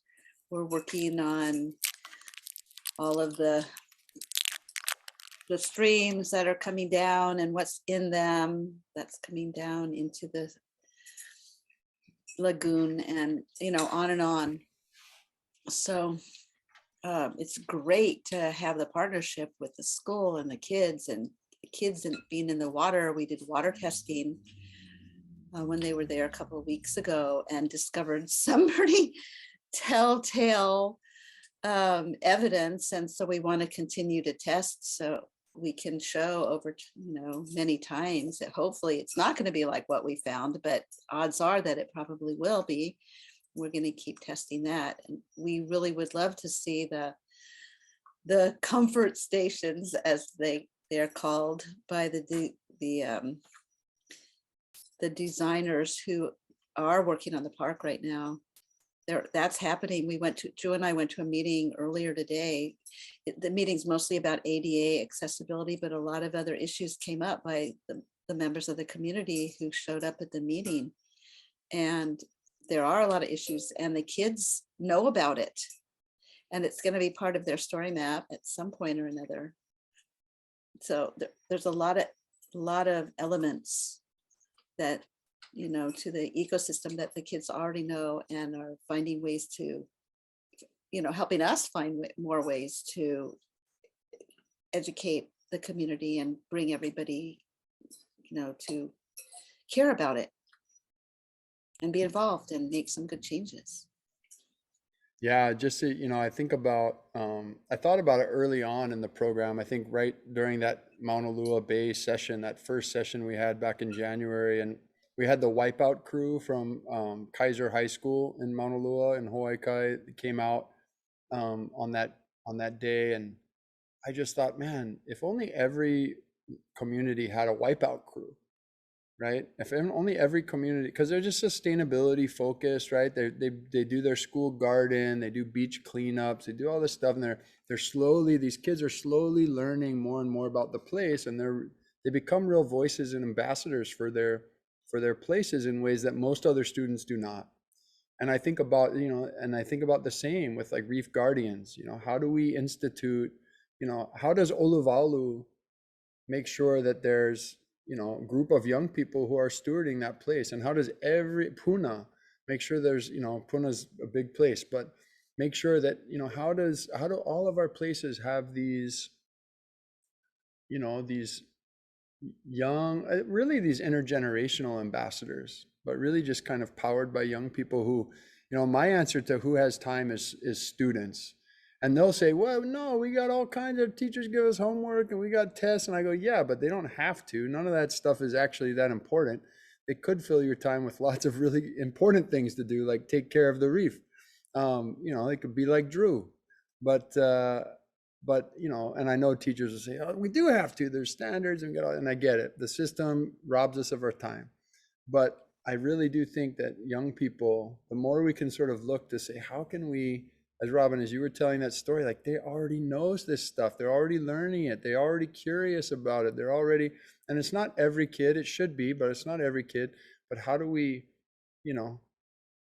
sort of invest in generating these little young engines, these little youth engines of malama and care for all of our places? I think I don't know, it's a different story than the one I teach a bunch of high school seniors right now at Mid-Pacific, and if they're staying in Hawaii, it's because they have terrible grades and they got in trouble and they don't think there's any other options for them. Even if they can go to community college in Texas, they'll go to community college in Texas for what? Nothing wrong. Well, there's plenty wrong with Texas, but that's not the point. Like, they don't understand yet, and maybe they will once they leave, because sometimes it probably takes leaving before you understand. But I think, how do we set it up so that our young people see it as their hana, that this is my work. My work is taking care of this place, and I can leave, right? I'm gonna disconnect these AirPods because they're gonna die on me. Somebody say something. See if I can hear you. Hello. Can you hear that? Thank you. I thought Drew was. For connecting with students, it's nice when people know students, but it's also connecting with the teachers, I think, because if I could get a teacher vested in my project, then they can be in charge of getting the students in it. So for me, it's more about like, can I find some teachers that need a science project? I'm gonna share about the project at Schools of the Future conference, which I'm sure Drew has heard of. Others of you may have heard it too, but I'll be Hawaii there. Yeah, cool. So Hawaii has this big education conference that invites public, private, charter schools, teachers from all those schools together. So I'm going to share about it mainly with that sort of like goal in mind, is how do we, because teachers feel strapped for time and they're exhausted. Yeah. I'd say like it's been the parents and the community partners who have really driven most participation in the program.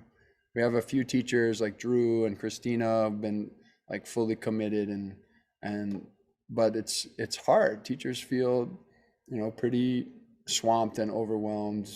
Pandemic made it worse probably, but it was even before the pandemic challenging. So I do want to just figure out how teachers and classrooms, how kids can be given this opportunity to participate, and what would have to change about the program for them to be able to access it a little more. I think you got, for me, my teacher perspective at least, is you gotta, it's timing. It's sometimes hard to fit into, certain times of the year, and it was even hard for this program for me to kind of make it work as we're just building part of the sitemap now, so that's, I think for a lot of teachers is kind of turn off, like, oh, I'm not teaching that standard for months, I can't start this program. So I could see that being an impediment. What would be a good time? Like, would it be better to approach teachers at the end of the summer and say, this is something I want to do in the next school year? Would you guys have time to participate? I mean, I think, Paige, it just depends on the teacher, right? I don't know. I mean, maybe, I mean, most of us do have pretty, at least for me, I should say, a lot of leverage about when I teach my standards throughout the year. My sequence, my scope is pretty fixed, but my sequence can be flexible. And so, yeah, so it would just depend. I would approach them at all times, right? So, yeah. I mean, ideally, what I'm thinking is, how do we build out enough kind of starter resources and examples that that people can just kind of jump in at any time, right? And it's like, it's not a program that you experience, it's just a community and a movement. And staffing that is a little bit more of a challenge, right? Like, harder for me to support at scale 100 people all operating on their own timelines, doing their own different projects. But if we had kind of island-based captains, right? It's why I probably will call on a lot of you to try to help figure out, like, how can we do things a little bit more locally rooted? How can we have like island-based resource hubs where people are like able to sort of give some of their time and attention to this? And I don't want to ask people to give a lot of their time for free, but that's one of the reasons we're applying for this grant funding. There's a new set of grant funding that just came open yesterday called it's America the Beautiful grants, and it's actually a bunch of it's like Fish and Wildlife, Department of the Interior, Department of Defense, like several major agencies kind of pulling a bunch of funding together. I mean, maybe 50 million or 80 million dollars or something like that. And they're going to give out this, the grants are due in July. And it's a little bit, we're not like a perfect fit, but I think at scale, we are a really interesting model that, right, if we had young people especially, and more marginalized communities also participating in kind of story mapping and creating these sort of ecological and cultural baselines and use maps and all these sorts of things around the islands, I feel like that's a really compelling story for the grant. And then that might be able to fund like every island having its own little resource hub, with some funding to pay people and also to have technology and that sort of a thing. We're applying for something similar through NOAA, but it's much smaller in scale, right? Like talking about $100,000 for 2 years instead of, $1 million for 4 years or something. So it's a kind of a totally different ball game. But anyways, I'm thinking about stuff like that because, ultimately this can't be a program. It can't be something that like people, there maybe can be like a conference or a get together or like story mapping sessions that people can tune into. You can still run the program, but it can't be the only way that people can access it, right? It's got to be more flexible than decentralized than that. Yeah, I was going to share, Dan, like when I pulled Koa out, I kept him in Maui for an extra week when we went over spring break, just because I was like, oh, I got to get this done. And it was just a lot. So I was like, I just talked to his school and I was asking, is there anything else he can do? And so I've talked about this before, but Koa goes to Malama Honua which was like founded by some of the Polynesian voyaging societies like Nainoa. So they are very value-based. And I was trying to explain to him, I'm like, he's not going to not be learning. It's just, we've been working on this project, and, their whole system there is really great. I've liked so many things about it, but I've been telling them like, oh yeah, Koa did, like the Minecraft, Holly building, Purple Maya course, or, Kayla did the biomimicry, but just updating them on that.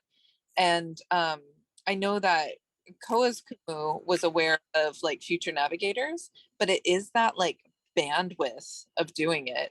And so even like the principal, when I told her, I was like, well, I'm pulling Koa out, I was like, if you guys thought about wanting to do a project, I was like, I don't really know what I'm doing, but like I show up here, like just like you said, I was like, I don't know what's going on.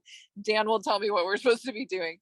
But I just got this real feeling from there, because they're doing some great work. I can see, the integration of, during morning Pico and real like place-based, and it's not Hawaiian immersion, but, it's so based on values and that mindset of a navigator, that those skills are very helpful, especially for Koa. But it really felt like, how much are you going to sign up for, Jen? Like, Jen, you had to have like a champion, like a team mom or dad, or somebody who, with the blessing of the school, kind of could carve out time to do that, but wasn't maybe necessarily one of the teachers, unless the teachers want to take that on.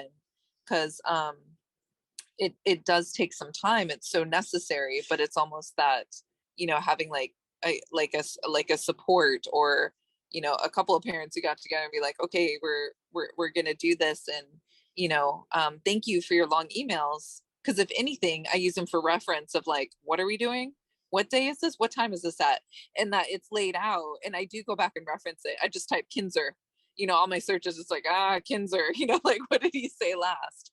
But really with it is that getting that next generation, involved, is so much the next step. And that theme keeps coming up a lot. Like, I have an arm in like permaculture, and like, one of my mentors is like, the teenagers love to get the teenagers, on board with this, because maybe they're not thinking about it, but really, and my dad, said this, I think when you were over, like, are you going to be here to enjoy this? And what do you want to, enjoy? What do you want? And I don't think this next generation is too young to at least start having those conversations and understanding what, if conservation or Malama the land, like, and having a voice and understanding what impact the decisions being made now are going to have into the future. But, so we need the kids, and I don't know what the answer is, but I'm just saying, I know, like, we need to get to the kids, but then, like, I see that educators are doing so much, but, it's kind of a stretch. So somehow there has to be some bridge, there. And yeah, people in the community, parents, or a hui of parents probably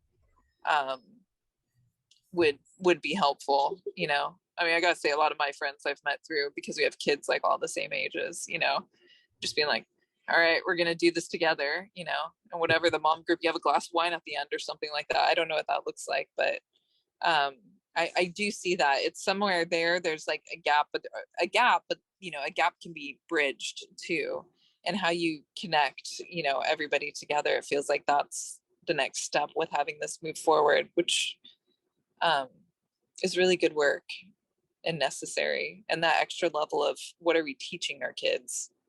So much in school, but really having those thoughts and having that be embedded as part of their thought process of, how are we taking care of places and each other, and what do we want to have that look like in the future? So yeah, I don't know what the answer is, but hopefully together and us talking about this, and I've been thinking since we've been on this call, how amazing that we have 4 different islands kind of represented here. So I think that's 5 really, because I count. Yeah, you can. Well, you're Oahu. I'm kind of Maui, but Kauai, and we got Mokokeawe, right? Yeah. 4. You're right. Your math is better than mine. I'm like, where is everybody? I was like, Robin, Drew, ni hao, what do we got here? No, Yeah. I love that, Jenny. I mean, I play nice in public most of the time, but I'm sort of an education radical.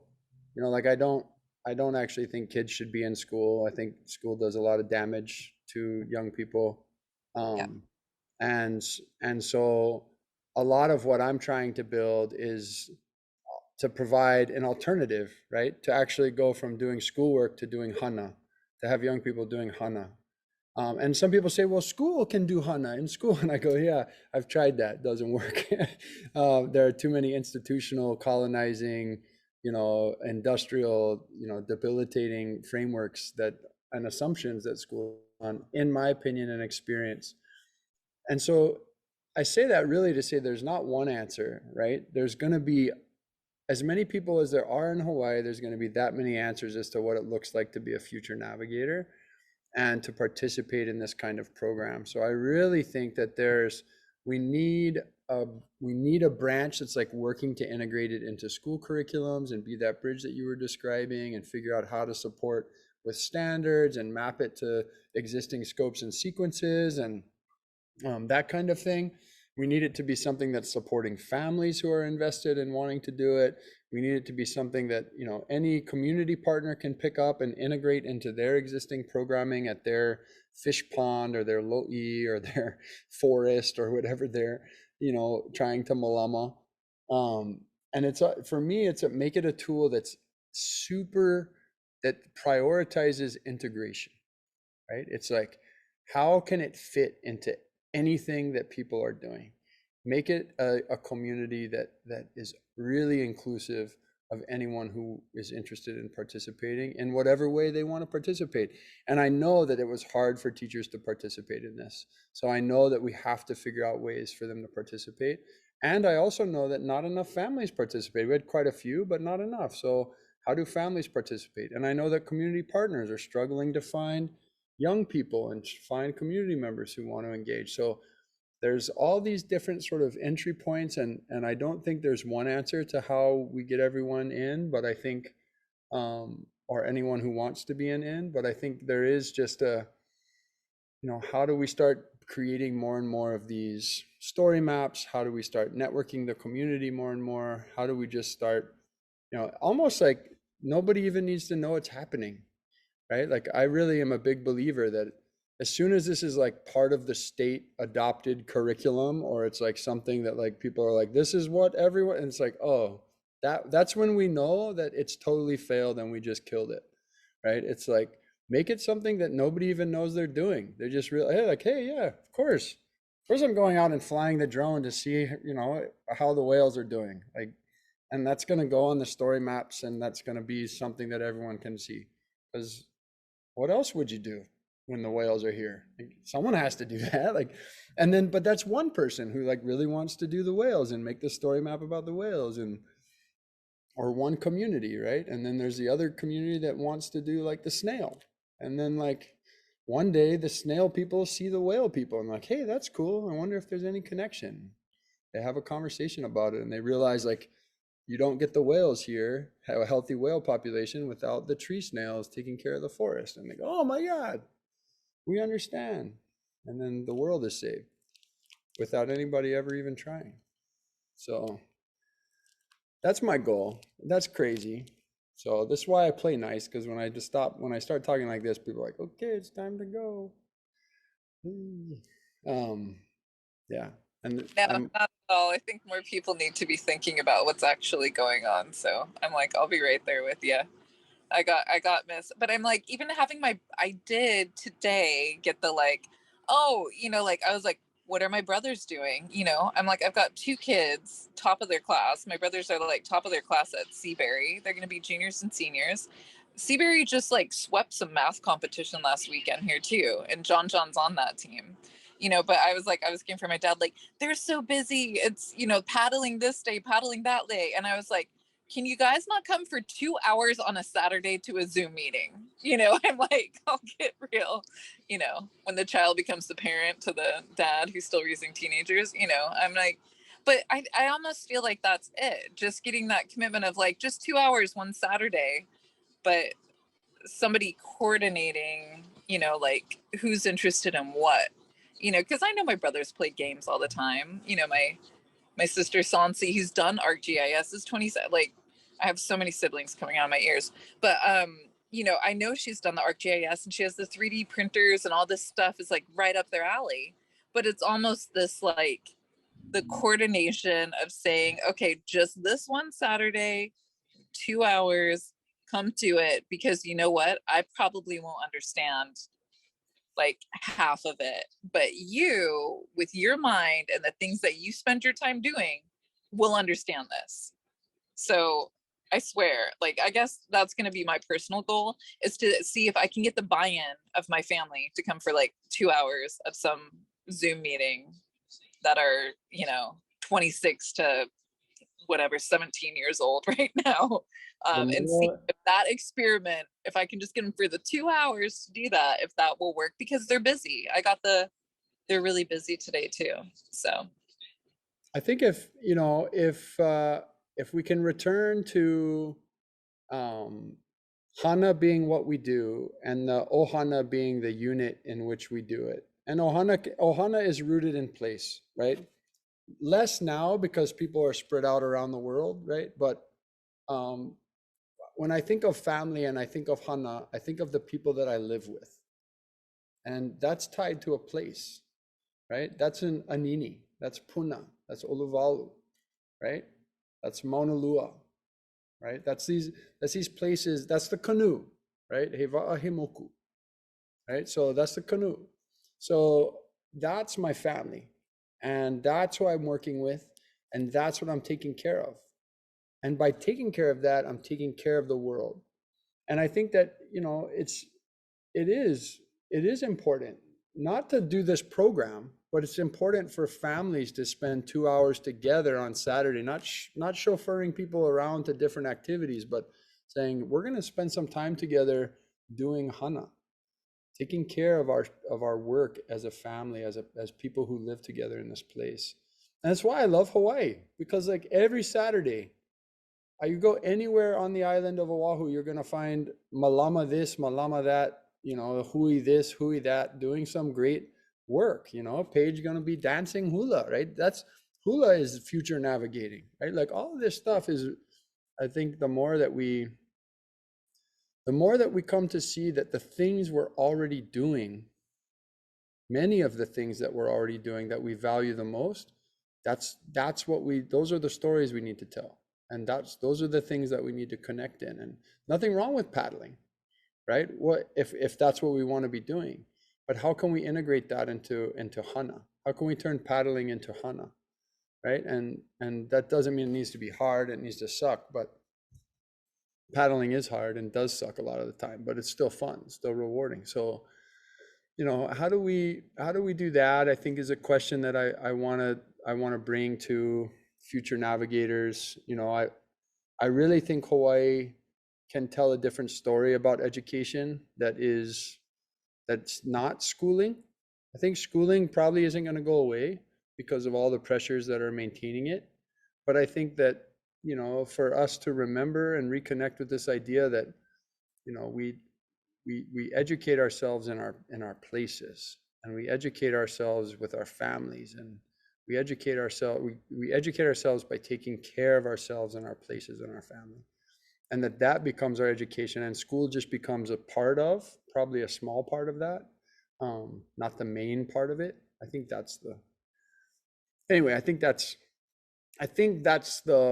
part of the hope and intention behind Future Navigators that I don't frequently talk about or share because it's my own kind of philosophy, but I think,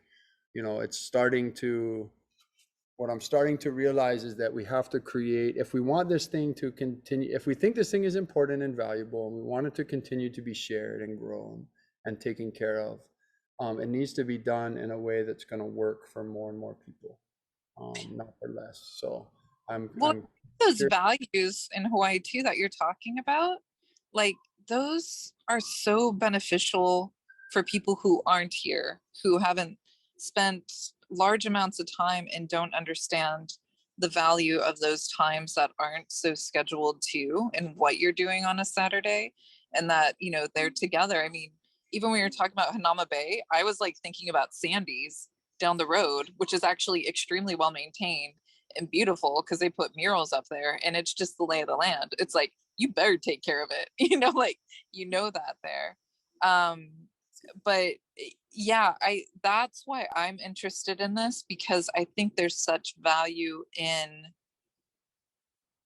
like that people don't understand, like, why are you doing things, not just you send the kids because of this, and that's more honored here. And like, you know, there's also other things here that I brought my kids back here to be raised, because it's like, not just to be around my family. I'm fortunate that, yes, Kanakamaholi, my family's down over here, but there's also like the uncle at the store that if my son isn't like helping his mom load the stuff up, he will tell him to. And I am happy for that. That's not somebody not minding their business. That is what I was raised with, that like, you know, it's not just me here, like in my lane, like blinders on, people don't see that, like, it's been a long day, the kid's not like listening, like, you know what, let me just say one encouraging word, because we are all ohana. Like, you know, and that's what I talk with this about some of my friends who are from here, went to the mainland, came back. There's a fair amount of us, and we actually just talk about how hard it is for people who weren't raised with those values, and yet it's hard to teach as adults. That's why with kids, it's so great to have some of that system in place and having those discussions, you know. And like, my grandma said the most simple things, like, what's right is right. And for so long I was like, what the heck does that mean? I was like, is that pigeon? What's right is right? But it's actually quite simple and so beneficial. But it's taking me, it still goes through my mind, like, what's right is right. Like, I still hear that like in my mind. So what I see in this whole Future Navigators is some of these lessons that are here can be so helpful to people who aren't here too, you know, and sharing those stories and helping them somehow understand and communicate why that's so beneficial. You know, it'd hopefully be, you know, should it progress and go on. I'd love to see that beyond, you know, Hawaii, because I think it's needed. Yeah, I think for me, it's that mentality. Yeah, it's if you see something happening on the canoe, you don't have a choice but to point it out, because everybody's well-being and survival and thriving depends on it. So you don't just get to ignore everyone else on the boat. Can't. And I think that, you know, that family responsibility, I think, you know, that's part of that rich layers of meaning of that Olelo no Eao, yeah. And I think that's I think it is a lesson for the world, not just for, I mean, I hope we can preserve it and grow it, regenerate it here in Hawaii, because I don't think most kids are growing up on Oahu, and on Oahu that especially in town, that sort of sense of being ohana with your neighbors and your community is being eroded. But anyway, our friends who take care of halau inana for us every night, they're here, so I have to say goodnight and let them do their hana and close things down. But I appreciate you guys spending time and staying late and talking story and listening and just all of it over the last few months. It's been pretty awesome to learn with all of you. Those of you too who are listening on the recording, you too, even though you weren't here. That looks for you if you're watching this on the recording. Yeah, we miss you. We miss you. That's what I meant to say. As Paige says, we miss you, and we hope we see you maybe next week. And I hope everyone has a wonderful rest of their first week. Had a great May Day, and see everyone soon. Aloha. Good night. Aloha. Ahui ho. Ahui ho.